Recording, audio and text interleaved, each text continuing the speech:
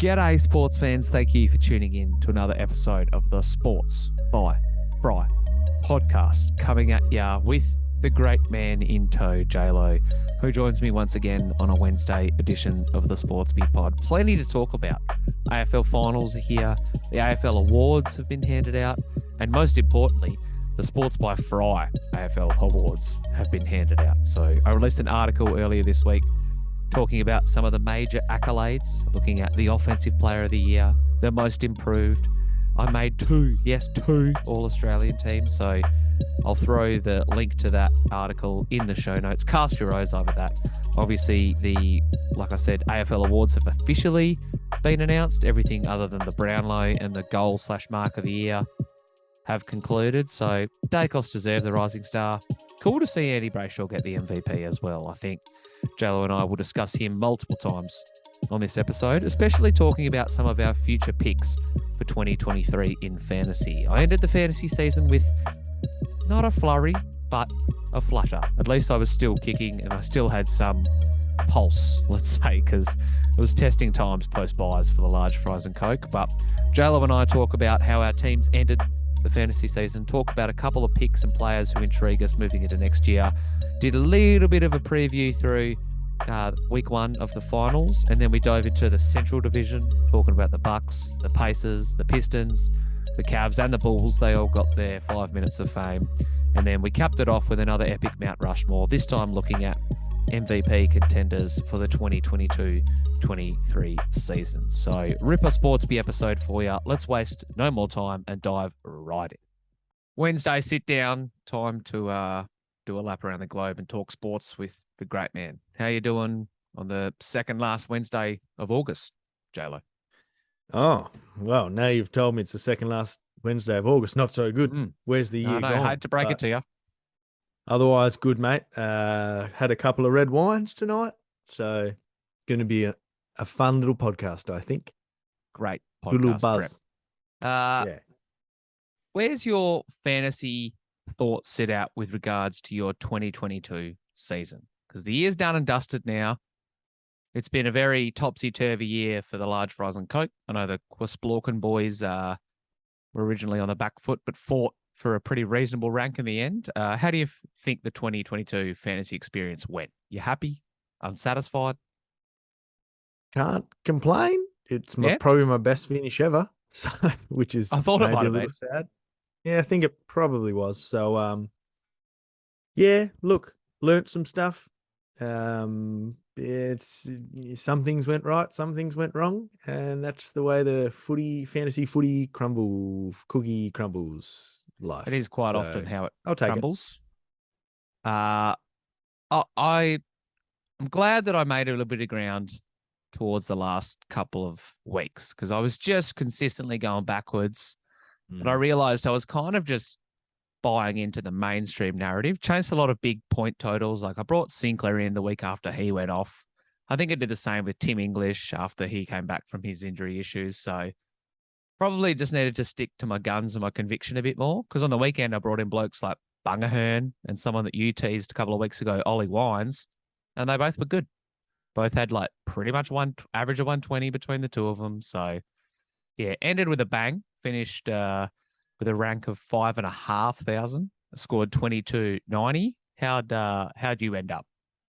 Oh, that's a really good question. You know what? I think I just once the last game finished, I just didn't look. I went backwards this week. 9,644. Still cracked the top 10. Yeah, I'll take it. I was hoping for the top 8. Thanks, man. Yeah, 21.52 to finish. Lots of disappointment in the back line. Midfield was fine. Fair bit of disappointment in the forward line. So it's how the year goes. But yeah, my best finish, I think ever. I could be wrong, but I think that's probably my best finish ever. And onwards and upwards to next year. I'm glad we've got a few months off though. Thank God. Yeah, I've got a couple of content pieces in the chamber, the mid-price blokes you might want to look at for next year. We'll talk about a couple of other targets. Yeah. Oh, yeah. In the chamber. That doesn't mean I'm going to post them, tomorrow. But, Yeah, when it usually opens the week before Christmas. So when we get closer to, I'll just give the fantasy coaches a little bit of sprinkling. But Look out. yeah, I think, like I said, relatively happy with the way that I ended the last fortnight or so. But I'll be very interested to see what the trade period unearths as well. There's a lot of rumors around Brody Grundy, Carl Amon, maybe not for a classic coach, but there'll be some pieces that move and slide to make things interesting. You can actually check out your history as well on the fantasy page. They've got like a seasons history tab. And there was a bloke, I forget his name. I'm pretty sure his Twitter handle's something Gibbo, but he, you do Spotify Wrapped each year. Yes. He did exactly the same thing, but for fantasy. And you put in like a little URL code of your display picture, and it basically reveals like your most traded in blokes, or the guys that started with, that finished with, the best instant reward, the blokes you traded out and went bang, and all sorts of other interesting shit. So check that out if you haven't. But Okay. yeah, I'm interested to see how the off season unfolds, because I've already started looking at a couple of blokes for 2023. So is there anyone that just springs to mind? I know this is a little bit sadistic from a fantasy standpoint, but we will probably go straight off the boil and not talk fantasy footy throughout the finals or for next month or so. So just put it on record. Is there anyone for 2023 that you've already got a little bit of a sniff at? Like, you know what? Might need to consider them for my starting squad. Right. Darcy Parish. Yes. Oh, okay. Yep. Darcy Parish, I reckon, is one of those blokes who's got one of the highest fantasy ceilings. And I feel like he really got rolling. He was flying at the start of this year, got a lot of 40 disposal games, just racks them up. So Darcy Parish finished in my team, and I think he'll probably start in there. I was having a little chat to Kizza, Fry's housemate, if anyone doesn't know Kizza. Shout out to Kiz. Shout out to To this Kizza. probably on It will Thursday. be, yeah.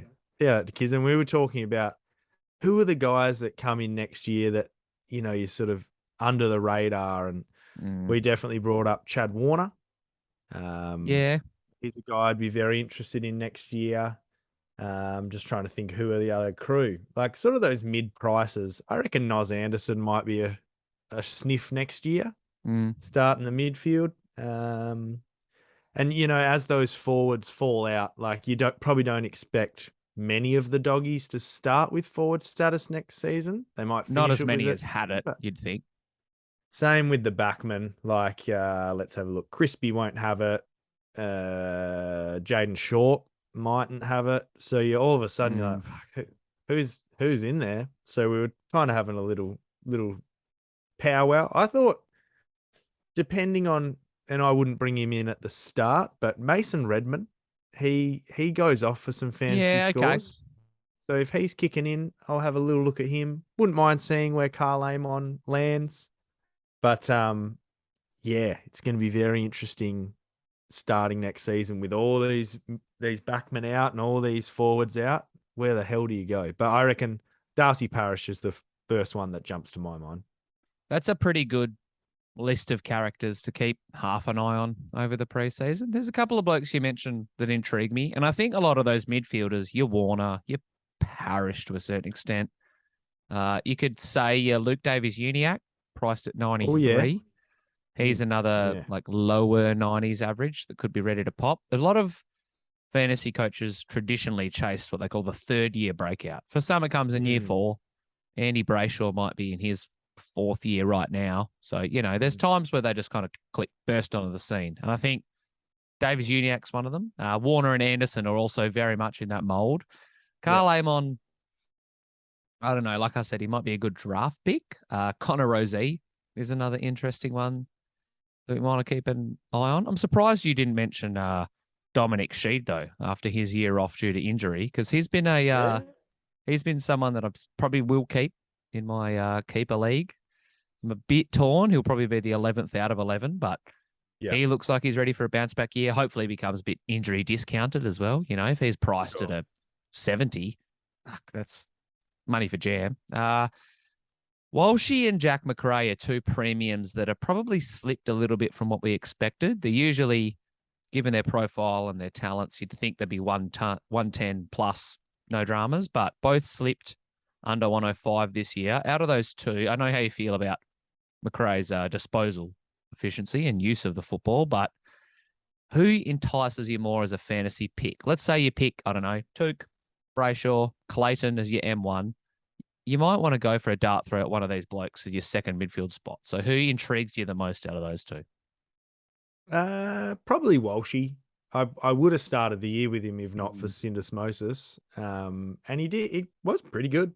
He sort of tailed off a little bit towards the end, pretty much when you brought him in. Oh no, he was good for a while. He was all right. Yeah, I got him around 9-ish, I think, from memory. So he did his Walshy type thing. Yeah, so I'd probably be inclined to go with Walshy, but you know what? I respect J Mac from a fantasy perspective, not from a actual football perspective. Gets a lot. Sorry, no, that's too harsh. Gets a lot of the footy, which is averaging 30 touches at AFL level is bloody unbelievable. Doesn't happen by accident. I just don't like his disposal. So, to be honest, there's a chance I start with both of them. If they're discounted, there's a chance I start with both. Because J-Mac, we know, is a genuine fantasy stud. Yeah. So. Can't really go past that. I mean, I think I side with you, Walshy over McRae, but Cripps could almost be a bit underpriced. I'm just looking at a couple of the random names I got on my list. Hayden Young and Christian Salem were two that I had potentially as breakouts in the back line. Salem had a pretty injury-infected year. You could say the same with Aaron Hall. Jacob Hopper, if he finds a new spot, could be an interesting one. Like, had an injury-interrupted year as well. If he leaves the Giants, there's recent rumours saying he's going to Geelong. Could be worth a sniff. And also, I guess, with the Geelong GWS potential exits, that does open the gate for Tom Green to play a lot of footy and a lot of midfield minutes. He guy. He started really well, so definitely. I think he's only priced at like 550 now or 570. Like, he's really low. Average of 85. How hot he started. So maybe a greenie. The Giants score well. We do know this. So I think in the ruck department, the big one that everyone's talking about is going after Roe Marshall. I know a lot of people maybe butthurt after the way he ended the fantasy season, but I think if he's solo ruck or somewhere thereabouts, going for him makes a lot of sense, provides a bit of value. He's only priced in the low 90s from memory. And the same for Brodie Grundy. I know that there's some coaches who are a bit divided over him. For what it's worth, Tom Green going into his fourth fantasy season. So he had a bit of a breakout this year, but wouldn't be shocked if he continued that. And then a couple of forwards just to round it off. I talked about Rosie. Tim Taranto, if he goes to Collingwood and is a pure inside midfielder, he could be a 110-plus guy. Wouldn't rule that out. Probably lose forward status, though, like you said. But this bloke, I don't think he will lose forward status. I reckon we need to keep a little bit of an eye on Shay Bolton. He was named a top 5 MVP candidate by his peers at tonight's awards ceremony. You've mentioned it a couple of times in person. I'm sure you've mentioned it on the record on the pod as well, but Shay Bolton may be the most exciting and best player to potentially build your team around that's not a midfielder. And he's obviously increasing his midfield reps. He, had near 80 plus 85 shots on goal this year. He was right up there in goal assists, made the All-Oz squad, made the All-Oz team, spoiler alert. But Shay Bolton, wouldn't shock me if he had a big fantasy season as well. Average of 74. Can I tempt you with some Shay but Bolton? Not to start the season. Oh, just because of the way almost all Richmond players score. I feel like that's a bit of a limiting factor. I don't think I've had other than Short, whose role has changed and is not anywhere near as tempting now as a midfielder, which sounds wrong. But yeah, since Basher Hooley, I haven't had anyone, and pre-Basher, I don't reckon I had a Richmond player either. So I agree. I think he's probably the most. Mate, I might even rate him in my top 5 in the whole AFL as a player. So and if you put a gun to me, I might even say number 1. Honestly, he's that good. He's that impactful. But I wouldn't. Not yet. Not yet for. But if he has 110 in week 1, You watch me bring him straight in, mate. Don't you worry about it. I'll be all aboard the Shay Bolton hype train. Fantasy, let's go. If he didn't kick, I don't know, 40 behinds, that might have changed things. But he does have some weird goal to behind scoring games, like 2 goals, 5 and stuff like that. So I think I'll he just is wait. just he is the quintessential example of a bloke that, like, a couple of times he'll try and kick goal of the year. You know what I mean? Like, he'll take a couple of blokes on, won't give off the handball, and he'll try a crazy snap over his head, and you're like, oh, you probably should have just given the extra one to such and such. With that said, though, he is one of the more unselfish blokes. Like, there's a lot of times I've seen him like 30 meters out running to open goal, and he'll just handball it off Yeah, to true. Tom Lynch. I'll push back a little bit. You know, he kicks half of them, so half of those goal of the year attempts. So he does. he's a special talent. special. Like I said, he was rewarded with a All-Australian jersey blazer this evening. Have you had a look at the official team yet, or nah? Yeah, I just had a quick squiz. I wanted to see if Tommy Barris made it, so did have a look. Yep. Well, unfortunately, as per usual, death, taxes, and on-ballers being named in the half-forward flank and in the wing are certainties in life. And that it's good to see that did not continue. Oh, no, wait. We got Callum Mills in the wing. We got Tuke Miller on the wing. We got Christian Petrarca on the half-forward flank. I didn't actually hate the bench picks, but I'm like, why not just put, I don't know, Heaney or Rosie on a half-forward flank? Because they probably played more footy there than a Petrarca type. I was trying to manifest a bit of Tommy Barras into the All-Australian team. I think he probably deserved the honours over Stephen May. Maybe it's a bit of West Coast bias. Probably is. Or Tom Stewart, even. Maybe. Yeah, he's another one. I mean, he's still a lot of footy. Braden Maynard. Braden Maynard, actually, the pick I can get behind. Yeah. Oh, I can see it. Yeah. Don't know if I don't fully know. Anyway, but that's all right. You'll never make a bloody AFL All-Australian team that people are happy with. I'll be honest. I tried to do my best making a team, and there were some tough omissions. If you haven't seen, Sportsby listeners, I dropped an AFL Awards article earlier in the week.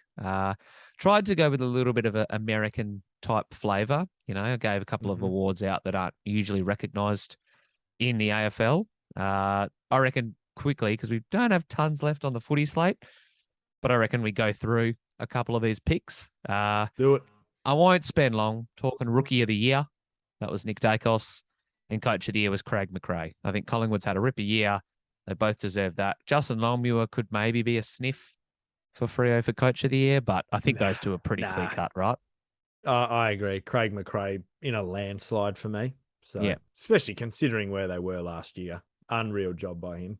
Phenomenal. And I think Collingwood's entire coaching staff, like they got Lepar, and I want to say they got Brendan Bolton as well, which, you know, it's a lot. All I've heard from interviews from playing group, and, you know, I'm going off some small sample size in the awards night tonight, but yeah, they talk highly of that Collingwood group. Defensive Player of the Year, I went with Sammy Taylor from GWS. I think for mine, probably pipped, like I said, I'm a big Tommy Barras fan, but I think there was Tommy Barras and Stephen May, a whisper of daylight, and then Sammy Taylor. I think he was the best one-on-one defender, right up there for spoils, right up there for intercept marks, and deserves the title of Defensive Player of the Year. Oh, I think I'm happy with that. There's no one that springs to mind over him, right? Yeah, not really. I'm just trying to think of, I mean, I'm looking at the All-Oz team. Yeah, I'll pay Sammy Taylor, I reckon. Yeah. He was unreal in one-on-one matchups. Phenomenal bloody player. The GWS have had a history of fantastic big defensive players. Like key defensive players. Nick Haynes, unreal. Phil Davis, unreal. Sammy Taylor stepped right up. So at least they got one bloody player in the All-Oz. It's about all they deserved. True. Glass half full. Offensive Player of the Year went with Tommy Hawkins. Second in the league in goal assists to Christian Petrarca. Kicked a shitload of goals. Kicked a shitload of points. Played in a great team. So, you know, there's some benefit to being in a Geelong side. But he just pipped Christian Petrarca and the likes of Shay Bolton at the post for mine.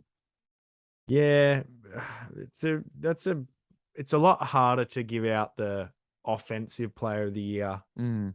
And obviously you're looking at forwards, but you could probably make a case for like the Shay Boltons, goal kicking sort of mids, but you could also you could argue whoever got the most meters gained, or Yeah, fair. it's a tricky one. But I'm not unhappy with Tom Hawkins. Pretty deserving, and he's had a good night. He's obviously had a very good night, old Tommy Hawkins, the skipper. Has. Yeah. If you go off score involvements for the entire year, so that's goals, points, goal assists, a couple of other factors. Hawkins was one with 191. Petrarca was second at 187. And Bolton was third at 169, which I think is a pretty fair. And then Jeremy Cameron very close after that. I think it's a fairly fair reflection of who had the most offensive impact. Most improved player plays alongside Tommy Hawkins. I said this was Shay Bolton. I did look a little bit at going with someone like Kitty Coleman or Will Brodie, who's been in the system for a while and stepped up to play a bigger role. Brodie, obviously, he's benefited from a change of scenery, much like Stengel, but Stengel only kicked 15 goals in his entire career before this year, and now he's an all-Australian forward pocket. Kicked 48 majors, 46 rather, on the year. Second to Charlie Cameron from small forward. So I think this was another pretty clear-cut award. Yeah, to be honest, I find Geelong so boring. I didn't watch much of them this year.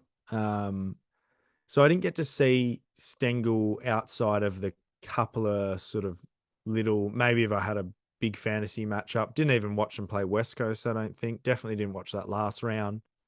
So I'm hesitant to comment, whereas, some of the other, like I watched a lot of Will Brodie, and boy, he was impressive. That would have been a coin flip for me. I think I like the Tyson Stengel story better. Yeah, much okay. better.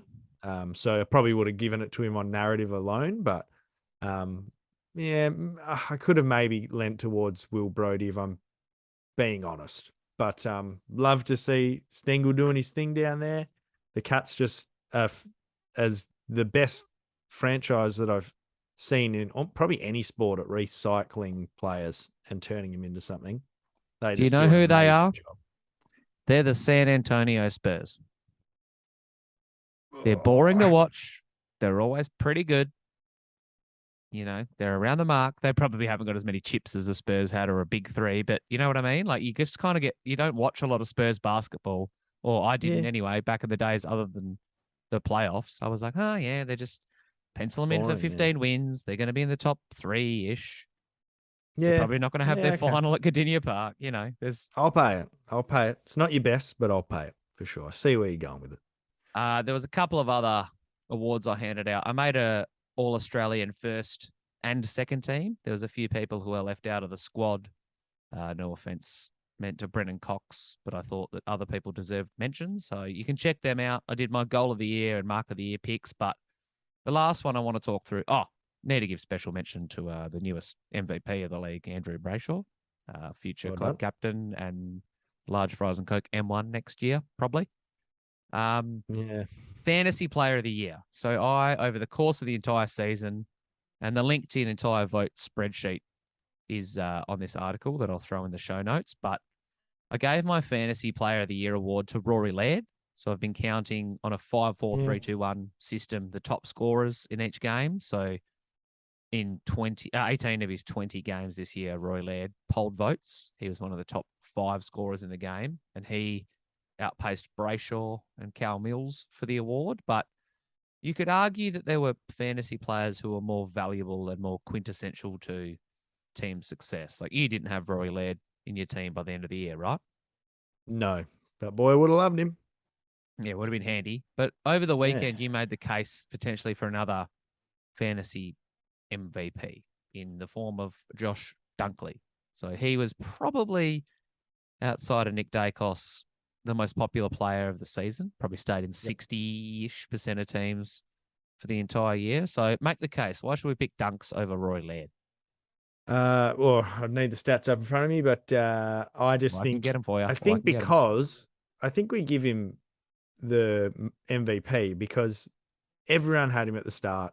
Mm-hmm. And he just didn't let us down. Like, didn't once let us down. Came out the gates pretty well, got the 103, 112, but then just went bang, had averaged 125 for the next 5 games, had that one stinky 62, but outside of that, and he had a little slip around 17, 18, but he's gone, like, sat very comfortably in the 105 average mark. He just gave us value all year. Finished strong, 132. I mean, his last 5 games, he would have averaged, what's that, 110? Yep. And he's just sat there all year. I really think I would have given it to Dunks for the fact that we all had him. I think I couldn't imagine a fantasy coach who finished in front of me not having Dunks. It would be a very rare case, and he's just produced all year. Could have switched in and out of the midfield for us if we wanted to chase a Rowe Marshall or, yeah, I definitely see what you're saying with Lairdy. Like, he probably top scored in more games than Dunks, and so did Brace, and who else was up there? Cal Mills. Clayton. Oh, Cal Mills. They're yeah, all great, Clayton. but people just didn't have them as much. I think Dunkley would have been my MVP, but all very deserving, Brace or Lairdy or Cal Mills or Clayton. Yeah, but fair. I think Dunks' consistency for the most people was pretty special. I'm actually just looking at the ownership percentages now. So Dacos was one of 2 players to finish the season in more than 50% of teams. James Sicily close at 46. You got Gawn and McRae at 45, but Dacos was 51%, and then Josh Dunkley was 70%.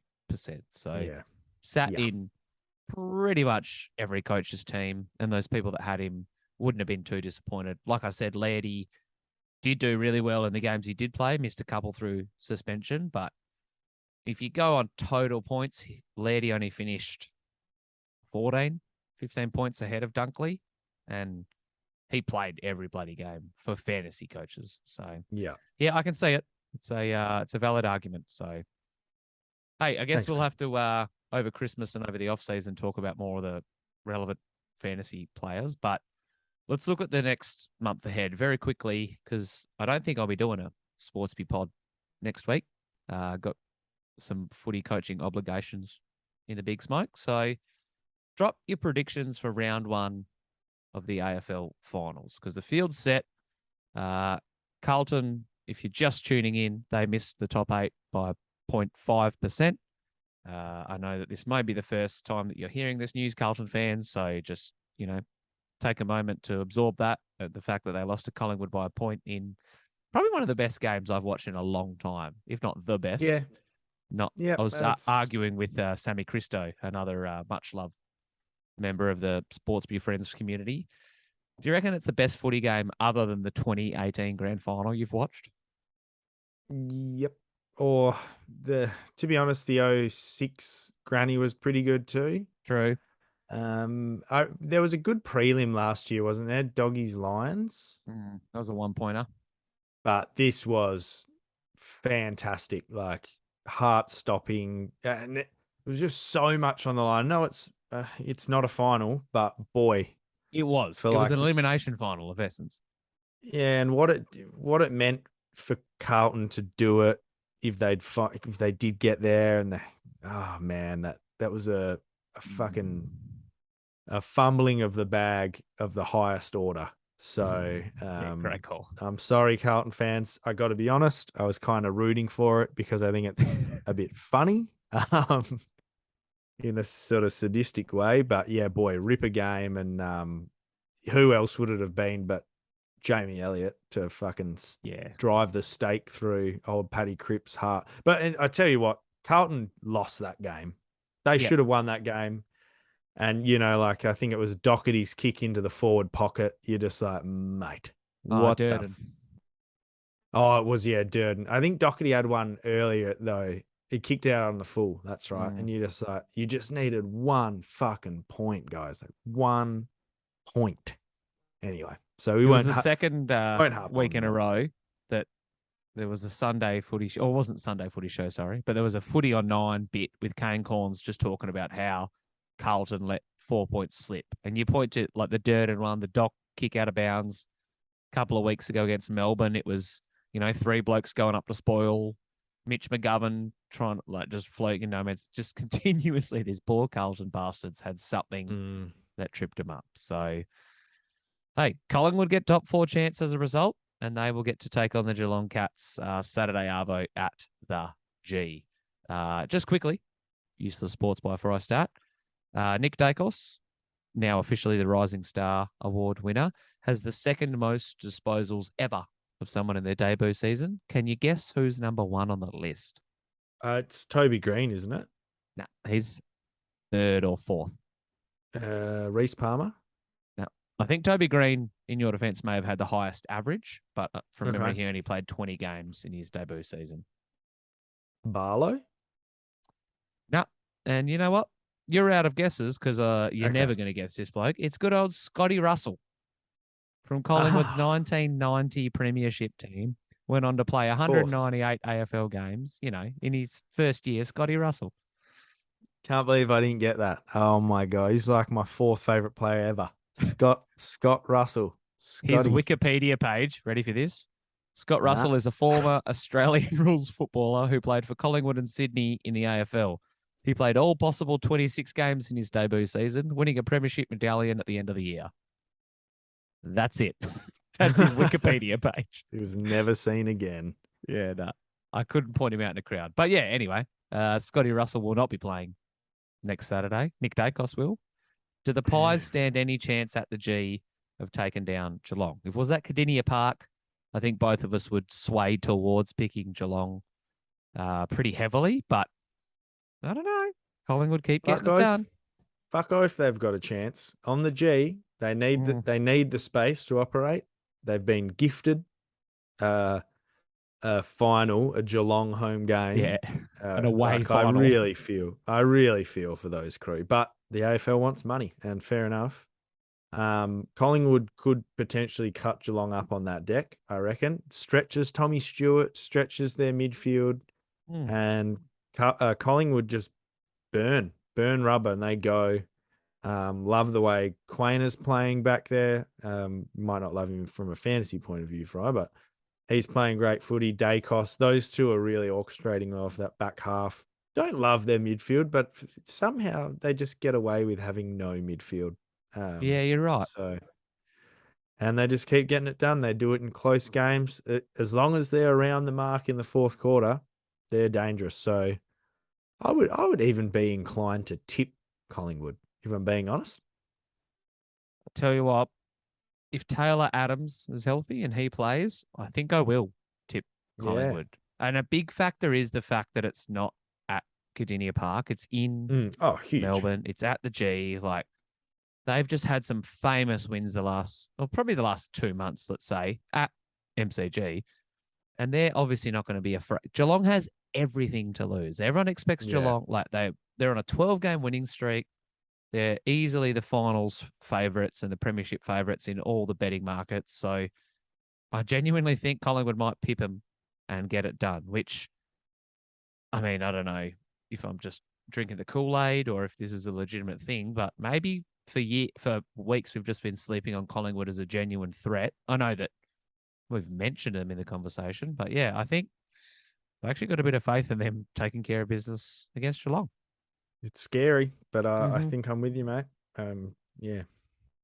All right, next one on the Saturday, we've got the nightcap, essentially, Fremantle and the Dogs over at Optus. Is there any chance that the Western Bulldogs can break our hearts? Tell me there's not. Tell me Fremantle's just going to waltz to victory here and we can move on from this game preview quickly. I think they will and should, but the Doggies have sort of done it from here before, and they're a dangerous side. They've got firepower. They've got the Bont, who might be the best player in the league. I think Freo has enough midfield depth to really shut the Doggies' midfield down, and I think around the rest of the ground, the Dockers have the game plan to stifle the Doggies, but I would, if I was you, I'd be a little bit scared.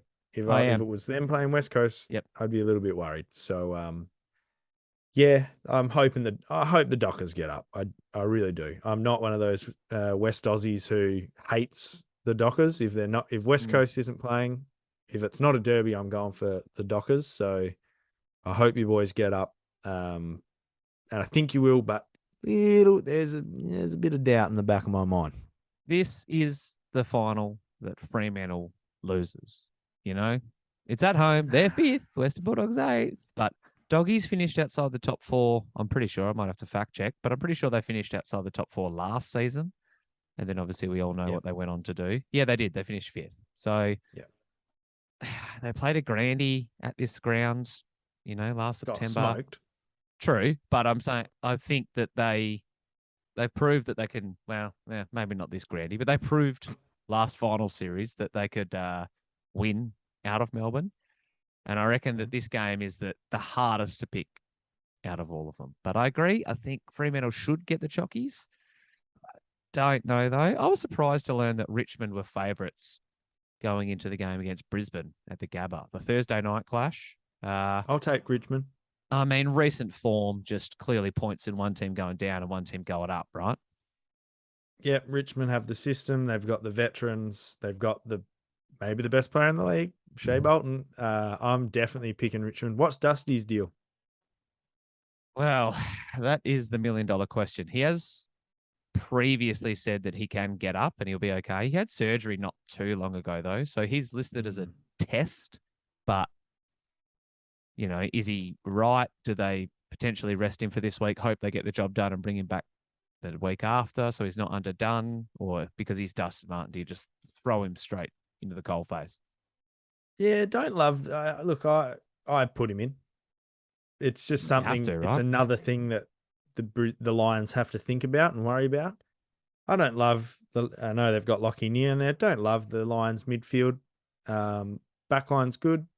Forward line's a bit iffy. I really think Richmond will do them in at the Gabba, and I reckon it might be like a real wake up game of watch out, Richmond's coming. They might win by 50 points. Sorry, Kizza, but I'm absolutely all aboard the Richmond. I reckon Richmond might win the whole thing. Honestly. Yeah. Okay. Sammy and Kieran have talked of going to this game, which would be interesting to see. Both the boys battle it out. If you're coaching Richmond, you've clearly just said you play Dusty. What if is he 50-50? Do you just put him out there and just hope he can go and light it up for a bit? Yep, I think so. And we saw what happened to Carlton. They didn't play Walshy. I know that he had back soreness, but yeah, it's a win or go home type of atmosphere. Does a win, let's say Richmond win, and let's say it's by, let's call it 7 goals, which in a final is a lot. Does that say more about Richmond or Brisbane? Because there's some rumours around Chris Fagan and some bullshit going on, and Brisbane seem to be trending in the wrong direction. But do you think it's just that they caught or are catching the Tigers who are peaking at the right time of year? Probably says more about Brisbane. I think Brisbane needs to be worried about where they're at. We've thought for a long time that they could do it. I tipped them for the flag at the start of the year. I think they need something else right now. A Lance Franklin type character? Sure. Maybe not. I think they need something else in their midfield as well. So whether that's Cam Rayner jumping in there or what, I don't know, but I think it says more about Brisbane. I wouldn't sack Fagan, but I would definitely look to make a big list change. They're kind of getting to the this is it. Windows maybe starting to close. So anyway, I have to wait and see. Hey, whether Buddy makes the trip up the highway or not remains to be seen. But the last final of the first round fixture features Sydney and the D's. For mine, the best matchup. Like I said, I think the Fremantle Dogs game will be the best game, but I think whichever team wins this qualifying final will win the flag. I think I've been in on Sydney all year. I'm in on the D's as premiership favourites, I think. But if the Swans can win this one so that they get their prelim in Sydney, I think they'll go all the way. So there you go. There's my pick. There's my bold prediction. I'm still not in on Sydney. Still not in on them. Don't know what it is. I probably should put more respect upon their head tops. But I think the youth is maybe scaring me off a bit. And it's not to say they can't do it. I just feel like they don't quite have the. Oh, I don't know. I don't know what it is. They did a really good job. Who'd they play? Oh, they played the Pies a few weeks ago, and their game plan was Yep. unbelievable, and their pressure was amazing. But I feel like they lack a bit of what the Lions also lack, and it's just that dog in them, that real, and it's that dog that they had with Jude Boltons and the Brett Kirks and the Kieran Jacks. I don't think they quite have it at the moment. That, and you know how things That's fair. That's fair. You know how things break down in the finals. Do Melbourne have that? I'm not sure either, but they've proven that they can do it. And their system feels a little bit better. But I'll tell you what, I'm a huge John Longmire believer. And so I think he might be able to get him there. Be lovely to see Buddy win another one for the Swans. Boy, wouldn't that would be great? Nice. But yeah, I think Melbourne will do Sydney in pretty comprehensive. Oh man, actually, you know what? The more I think about it, maybe Sydney does have the coaching and the game plan and some of the cattle to go with Melbourne. I still wouldn't pick them for the flag though. I don't think. Yeah, okay. Probably Fair. on the back of Isaac Heaney letting us down so many times. Never quite reaching who he should have been. He had a good year this year. Don't get me wrong, but I think they lack a bit of that dog, same as the Lions. So I think part of the reason that a lot of people would probably not be in on the Swans is due to their history. You know, they haven't got seemingly as many battle scars as some other teams, but I know they spent, I've just got their ladder positions up. So they were 15th and 16th in 2019 and 20. So there's some of the youth that you've talked about, your Gouldens, your Blakeys. That's where they add those picks. But they were 6th last year and finished obviously in the top 4 this year. Like I said, I reckon I'm still tipping Melbourne for the record, but I think if they do win, they've beaten Melbourne at the MCG before this season, but if they do win prelim final in Sydney, it's going to be hard to beat them there. So yeah, I'm very intrigued to see how the first week of finals unfold. Let's hope a fortnight from now when we're talking footy, the Fremantle Dockers season is still alive. There will only be 6 teams left. So we will talk more finals shit later, but I reckon we start talking some basketball because there's a couple quickly before we move on, who would play who? So if Freo gets up, who would they play? They would play, I'm pretty sure, the loser of Melbourne and Sydney, which is not great. But I feel like that's better. I feel like that's better for Freo. Don't know why.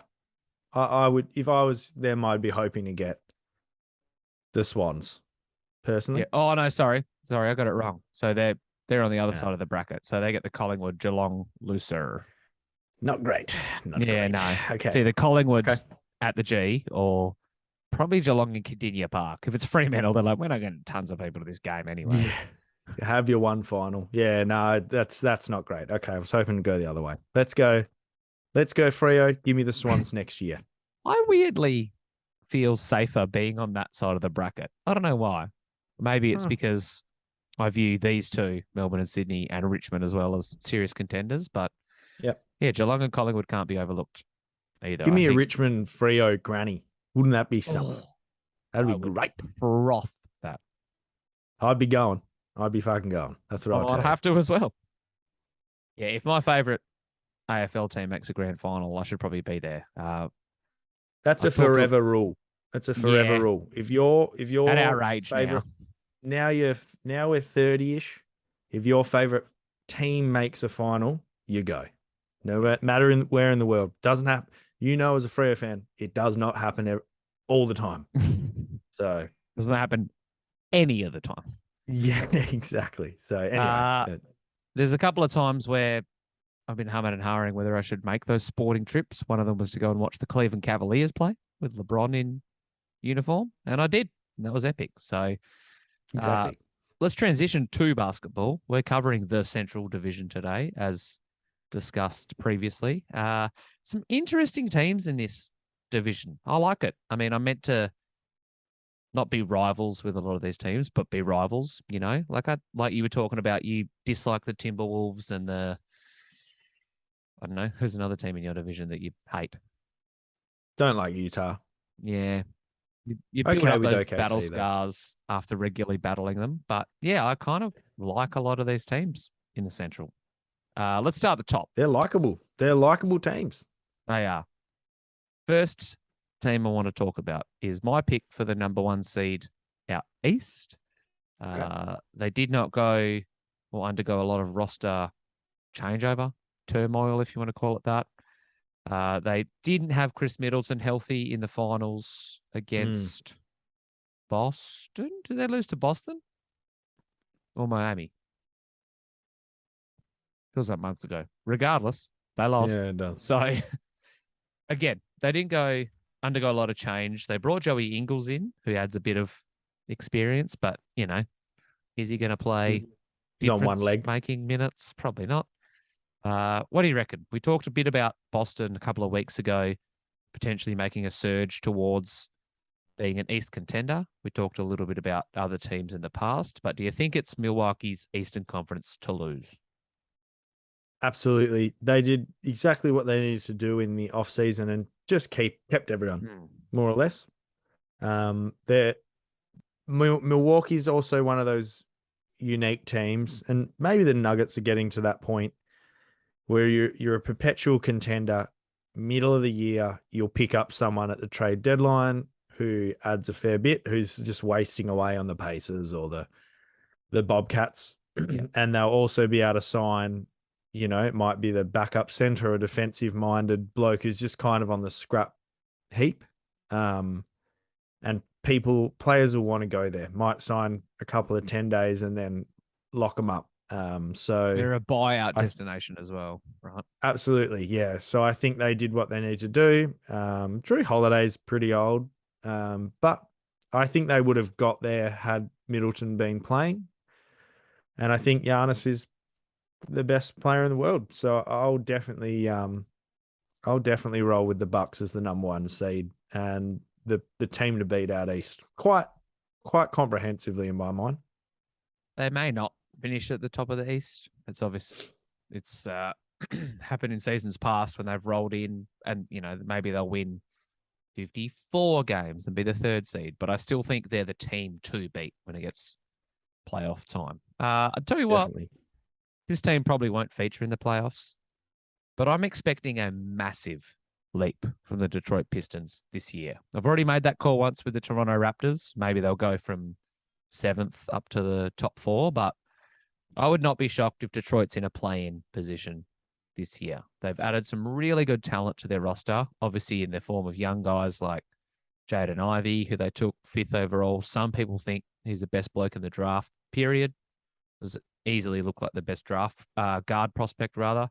Jalen Duren might have been the best center prospect in the draft, so they hit potential home runs on both of them. Got to see them on the court, obviously, but they added other pieces as well. Like they got Alec Burks, they got Nerlens Noel, and they got Kemba Walker, who are just dudes that don't suck. They still might be below 500. They might only win 38 teams, but to be in the East, 9 to 10 range, they don't have to be 40 win plus teams. So what do you reckon? Am I buying too much Piston stock, or could you see a huge leap from them? Added Kevin Knox as well, who I know you love. Yeah, I like Kevin Knox. I don't know if I'm buying a huge leap from him this year. I really love Cade Cunningham and what he offers on the court. He played an unbelievably good game against the Nuggets. I think we still got the win, but boy, he pushed us. I like what he does. I think he's just going to come back that much better.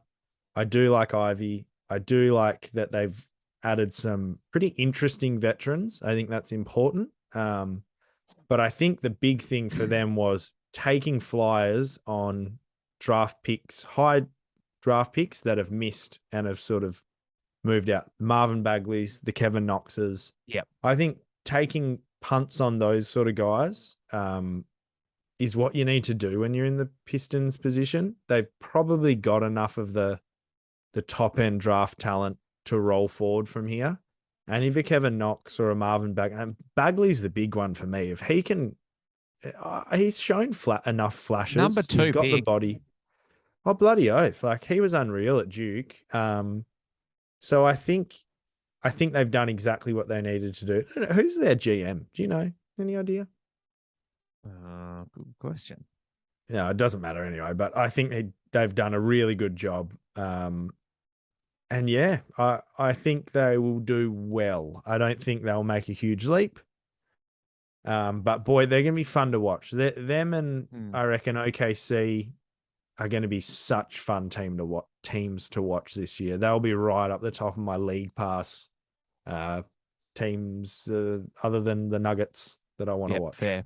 I'm lucky I didn't go with my gut because I thought it was Sean Weaver. It's Troy Weaver, which actually sounds much more memorable. But yeah, Dwayne Casey is the coach. He's no scrub as well. Great coach.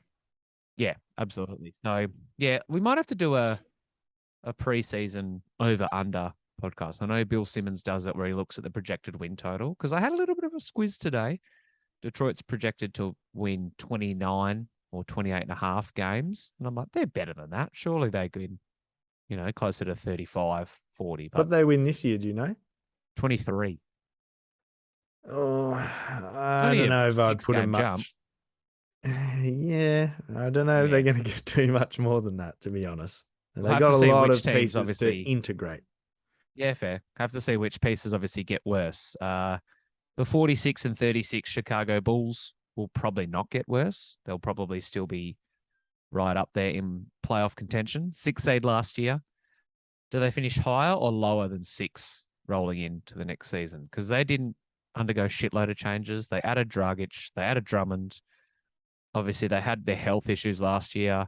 I don't think Vucevic missed time, but I swear he was banged up. Or am I just imagining that?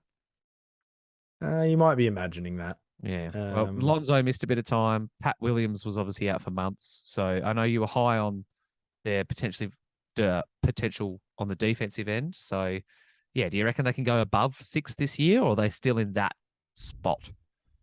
I could see them outplaying the Sixers. I could see them outplaying the Raptors. I think the Raptors will jump as well. I'm sure we talked about that a few weeks ago. But I could see them beating them. Fuck knows what's going. Like, the Heat, you never know what you're going to get. It's usually a top 4 seed, but I could see them falling off. It would take a lot of things going right. It would take them being very healthy, but I like what Pat Williams does have to offer. Kobe White stayed, didn't he? Yeah. I think that's huge. I love what Caruso and Lonzo offer it as a defensive backcourt. And honestly, for the start of his career, that's what DeMar was as well, was an elite defender. Tony Bradley, I like. Oh, no, sorry. I was thinking Tony someone else. The Florida guy. Never mind. But I do like what they've got. Dre Drummond kind of fits. Zach LaVine coming back. And Desomnu had a good sort of year last year. Might be a really interesting riser. So I wouldn't be willing to say I think it'll happen, but it's definitely a possibility that they do better than 6th. But it's all health dependent for them, in all honesty. So. Yep. Yeah, I think the Lonzo Ball health chip is a huge one hanging over their ceiling. I don't expect DeMar to play as well as he did last year either. He may still be 25 point per game scorer, and Zach LaVine might still give you 24, and a healthy Pat Williams does help as well. You're right. It was pretty good. But yeah, I don't know. There was something about him last year I just didn't fully endorse. And obviously injuries kind of played into my hand, but they just lack, I guess, an all-NBA threat in the back of my mind. Like, they don't have a dude. DeRozan didn't make it last year, and he was in the MVP conversation. Oh, no, he did, sorry, didn't he? He would have. He surely would have. Yeah. Anyway, regardless, I don't think anyone would assume that he's a top 15 player in the league, right? Like, he's still up there in age. He's getting into his mid-30s. I think we got his best season of his career last year. He did make an All-NBA team. Yeah, I thought he might. He made the second team, so He's got that sort of game that ages well, does. the way Kobe's did. Mid-range guy, got a lot of the tricks. I hear what you're saying, though. I definitely hear what you're saying. Yeah. And that's why I'm not saying lock him in for a top 4, but they could. They really could. Their defense was phenomenal at the start of the season. I could see if they stay healthy, that's a problem, and that's playoff basketball. So if they make it, they could make it a long way. Anyway. Yeah. They're a threat given the right circumstance. I don't think it's fair to say that the Indiana Pacers would be a threat next year. No. They are probably primed to be the Orlando Magic of a year ago. I think they've undergone huge turnover. There's still actually quite a few pieces on their roster that I like, but yeah, I'm just looking at the things they've lost. There's like 6 or 7 names there, and then there's 6 or 7 coming in as well. So a lot of change. It's what's the coach's name? Not Rick Adelman. Former Dallas dude. Carlisle. Rick Carlisle's second year there. So I still think that they will be near the bottom of the East. And let's be honest, if you can be in the mix to try and get Victor Wembanyama or Scoot Henderson or some of these other dudes we've alluded to slightly, you do it, right? They've got a future cornerstone in Tyrese Halliburton. The rest of their roster, take it or leave it. I mean, there are some solid picks. The Mathurin kid that they drafted 6th overall looks good. Looks like a good wing player, but yeah, this is a building year for the Pacers in my eyes. Yeah, I'm all aboard that train. That's for sure. I like Jalen Smith. I like that they just grabbed him from Phoenix for nothing. Sneaky steal. But I definitely agree with you. It's the year that they get as many reps in to Tyrese Halliburton as the start. You want to give him nearly 40 minutes a game in my mind this year while his body can handle it. I like Chris Duarte. And that's about it, if I'm being honest. Do Miles Turner and Buddy Hield play out the year on the Pacers, or are they valuable trade pieces, you reckon, to fetch future picks or something? Yeah, I would say that's probably more the route they go down, especially because they got Tice. They've got Jalen Smith. They might want to get minutes into at the center position. So Miles Turner's probably expendable, especially now he's shooting threes and stuff. Buddy Hield, he's so valuable for a contending team. Like if the Nuggets had Buddy Hield, I'd feel fucking amazing. Right? So it's a huge growing growth year for them. O'Shea Brissett, I've quite liked when I've watched him play, but that's my fair. God, outside of that, what is there? There's nothing. Yeah. All right, last team in the division. I'm very high on the potential for the Cleveland Cavaliers. The wine and gold. Yep. Everyone's a big fan of wine, and what better color to couple it with than some gold? Do they win more than 44 games next year? That's how many they won last season. Do they go over or under? They've got a funny division. They're going to have to be right? Sort of tough, if you feel like. Pesky. So they might get to just 50. They might just get there. I don't know if that's answering the question. Well, that is over 44 when I went to school, so it does. Oh, but sorry, I thought think you said over 50. Yeah, 50. I'll give them 50. I reckon they go somewhere in the middle. I reckon they do a bull season of last year and they get themselves into the top 6, or they're right on the cusp of being the last team out. Maybe they're 7 or 8 and they go into the play-in again, which I wouldn't be unhappy with. The Colin Sexton situation, I'm weirdly actually glad that the Cavs have kind of taken this approach. He's been like, I'm worth this much. And they're like, we don't think you are. And he's like, yeah, I am. And they're like, well, go get it then. And he hasn't. So I still think he'll come back. Probably on a reduced deal, maybe on the qualifying, whatever. I've been talking about how I think he may be detrimental to what the Cavs are trying to build anyway. But, he's a near 20 plus per game scorer, so I don't want to just see him walk for nothing. Ricky Rubio. We thought Kevin Love was detrimental. Facts. Yep. Fair argument.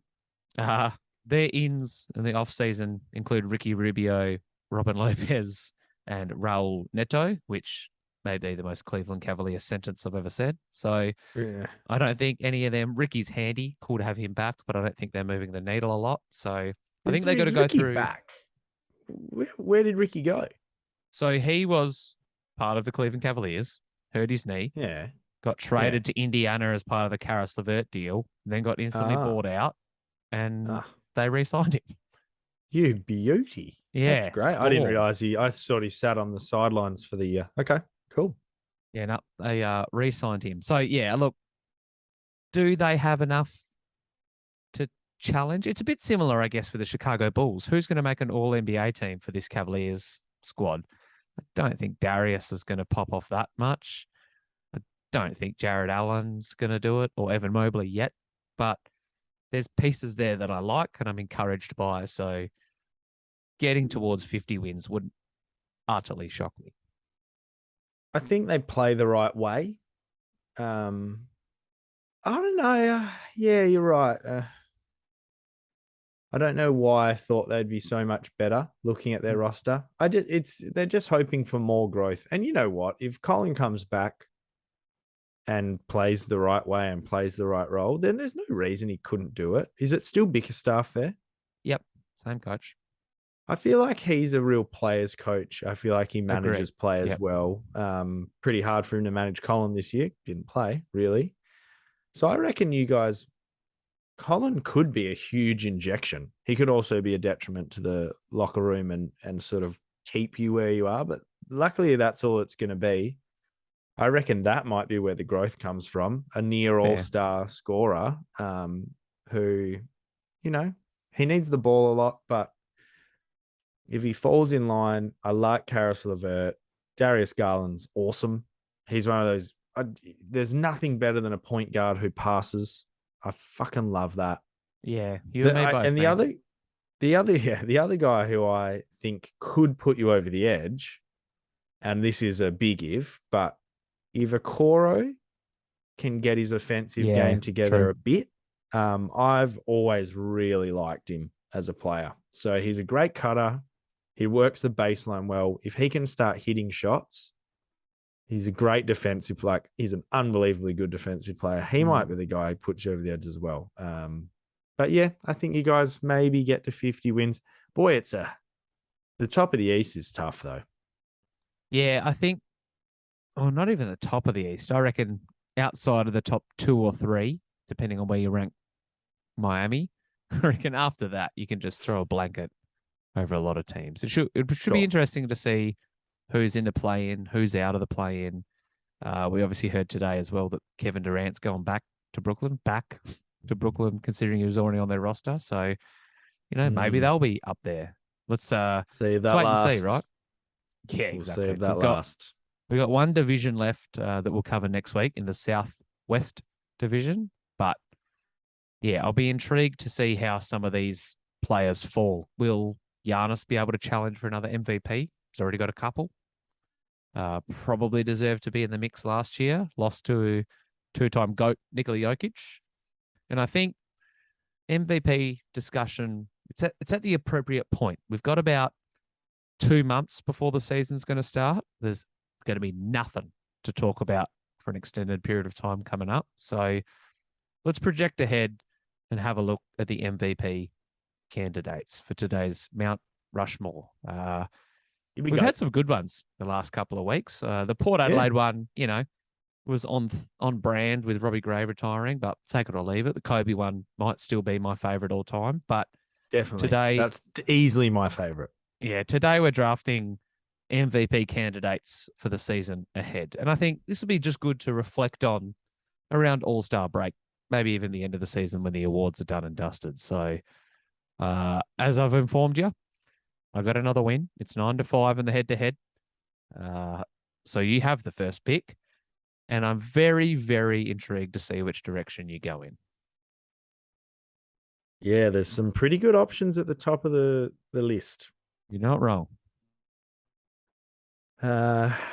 Look, we've already discussed this. Actually, we didn't really discuss this bloke. Discussed his team. I'm going to take Giannis. I think he could have he got sort of close last year. I think they got a bit fatigued at voting for him. We're 2 years removed now. He's still the best player in the league. Yeah, I'll go so far as to say that. I agree. I'm going to take Giannis because I think he's just getting better. He's going out for Greece and just smashing dudes. I think we're picking him to finish top of the East. That's a huge boost. So I'll take Giannis number one. And boy, wouldn't that? And I guess I also go for those crew. I guess Jokic and Luka's probably another one of the blokes who could, if they win a few more, Luka needs to win his first. But if Luka wins 3 MVPs in the next 5 years, we're kind of like, this guy could be the GOAT. Like he's on track. So I like that if Giannis won another one, if he won another chip, we would very seriously be talking about like, this guy's like a top 10 player all time already. And like, he's got a long way to go. He's changing the game. No one's ever played it the way he has, really. So I'll take Giannis. And a lot of that's for narrative. I've got to be honest. Yeah, look, 3 MVPs and 2 chips. Projecting forward, if he was to do that, it's a pretty fucking unreal resume early. Damn it. I was kind of hoping I could get Giannis with my first pick. You would just let him slip. He would have been my number one. And I think the only reason I'm not picking the 2-time winner is because of what you said, the narrative, bit of that voter fatigue. Yeah. Does that mean that he doesn't deserve to go here? Probably not. But I think the sexy pick for MVP this year is probably to go for Luka Doncic, who's been ascending as a superstar. He had a bit of a coming out party, let's call it, in the playoffs, had his moments. And, he's playing basketball all off-season, which I'm sure he was doing before, but playing with Slovenia, I think there's a lot made about Luka's first month the last couple of seasons when he's been like, oh, is he like still in off-season mode? This bloke just been drinking iced tea and fucking around. But I think if he's coming off playing with Slovenia, repping them at Eurobasket, I think he's going to be in really good shape. And I think he is probably one of the odds-on favourites, if not the favourite. And I think for deserving reason. He is the favourite. I did look earlier. Sports Bet's got him number one.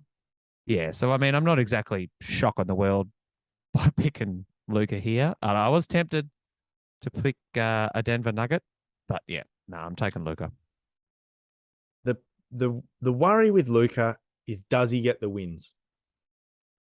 Yeah, I feel like in recent times the wins has been important, but since the Russell Westbrook MVP win, I feel like that's become a bit of a lesser valued stat, if you know what I mean. Like Nikola Jokic wasn't a 1 seed last year. But he had like a historic year. Yeah, and Luka may as well. He might go 30, 10, and 10. You never know. I do feel like something in me reckons that the narrative is swinging back to wins after what's happened in the last 2 years with Jokic. I think people will reward the higher seeds. And that, Booker sort of got a fair bit of love just for that this year. So anyway, we'll move on. But Luka was my second, but I would worry about his winnings. Number 3, I'll take him. No worries. 2-time MVP, back to back. Would he be the first 3 straight MVP winner? No, I'm sure he's not. But as you give the case, I'll get the facts up. Going back to the wins, then I think it's very possible that the Nuggets go ahead and claim a top 2 seed in the West. Mm-hmm. I don't expect Jokic to do anything less than he did last year. And if he does, his scoring might dip. His rebounding will probably go up.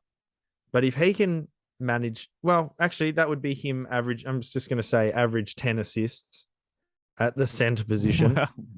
I think that would be really hard to ignore. And with the blokes he's getting back, with the shooters they've added, with the defensive players that they've added on their bench, I think it's very possible he averages 10 assists.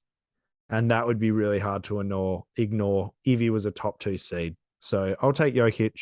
And I feel good that I've got him on my list because he's probably my favorite player.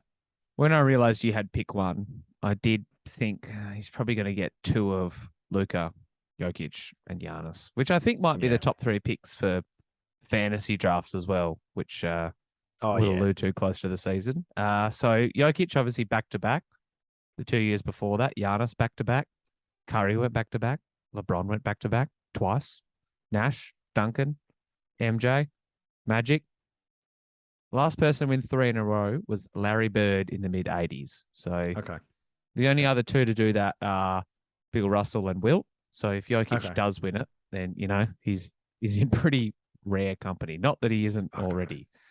All right, this is tough because there's a couple of ways I want to go with this pick. I can't wait to see where you go. This is I feel like there's a little bit of a drop-off, fair to say, between these 3 I think and the rest Giannis of the field. is a clear number 1, honestly. So I think after Giannis, it's any man's game.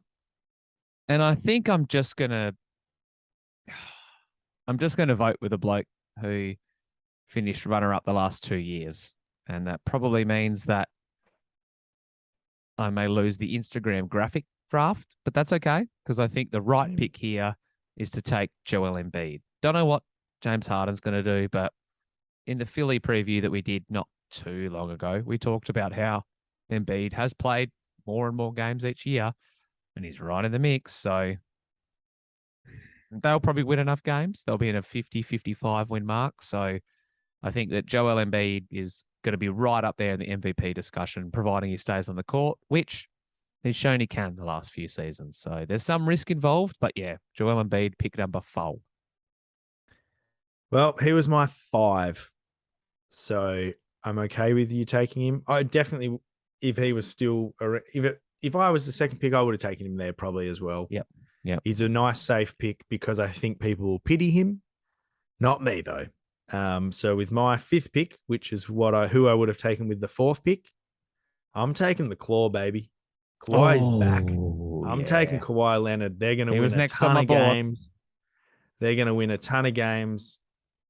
We don't know what we're going to get from him, but I think their win total alone and the jump that they're going to make, everyone will be like, look how much better they were. And it's because Kawhi's back. Kawhi Leonard is definitely my 3rd pick. 20-1 to win the MVP on betting markets. Does he play enough games? I guess that's the question.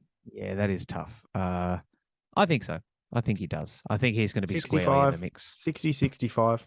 That'll get you there. Providing he does that, he'll be a genuine contender.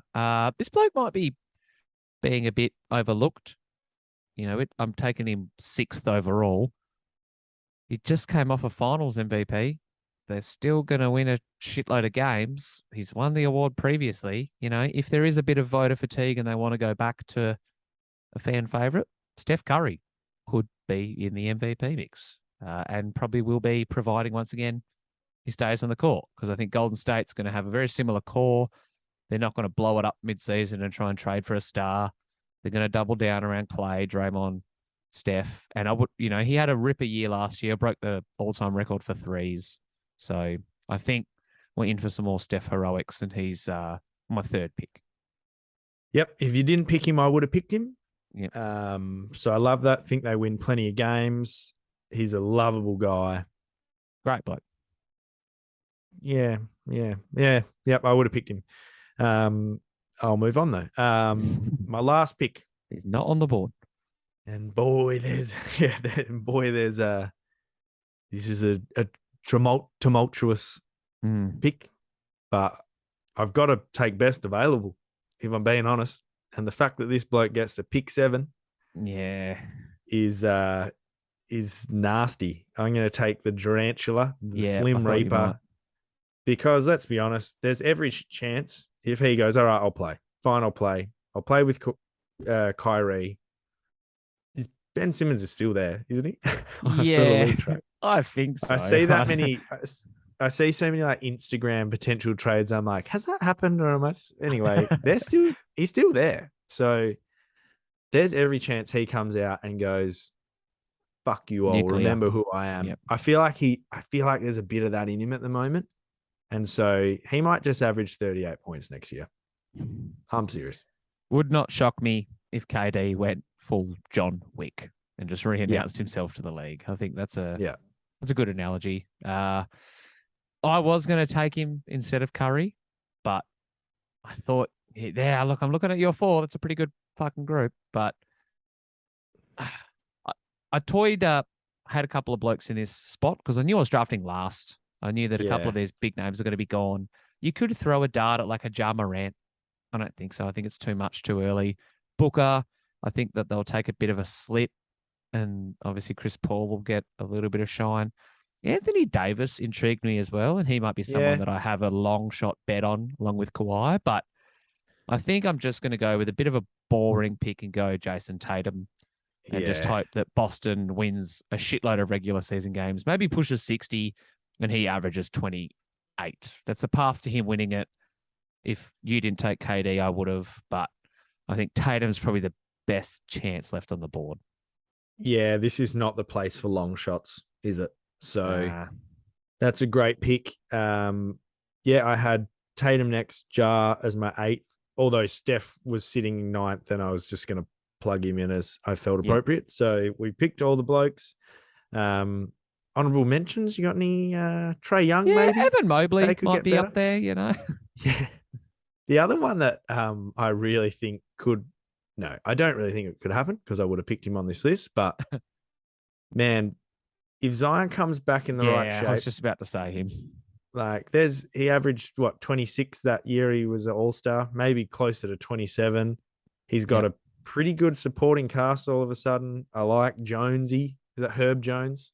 Herbert, yep. Yeah, I like Valanciunas on that list. Like their roster is pretty good.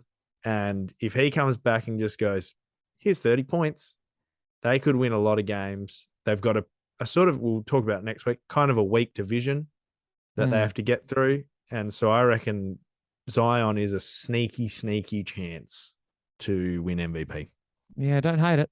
Much like Kawhi, his odds are pretty lengthy. You can get some bang for your buck, 26-1. Yeah. So, yeah, I like it. Hey, another good Mount Rushmore. I think it's weird. I feel like the 5, now maybe 6 that I've lost, I feel like I know at the end of each draft that I've lost it. So we'll have to wait and see. Maybe after I put the polls up, things will differ. But yeah, we're obviously a couple of months away from finding out which of these blokes are going to contend for MVP. Like I said, I don't think we'll be doing a Sportsby pod next week. There's some coaching obligations, but yeah, we'll get back in the saddle mid-September, discuss some footy, discuss some finals footy, and we may even do a bit of a Brownlow preview. We'll nearly be at that point, eh?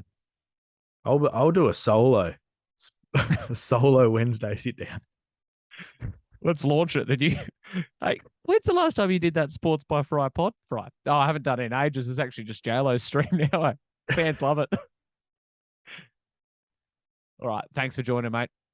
I'll chat to you a fortnight from now. See you then, mate.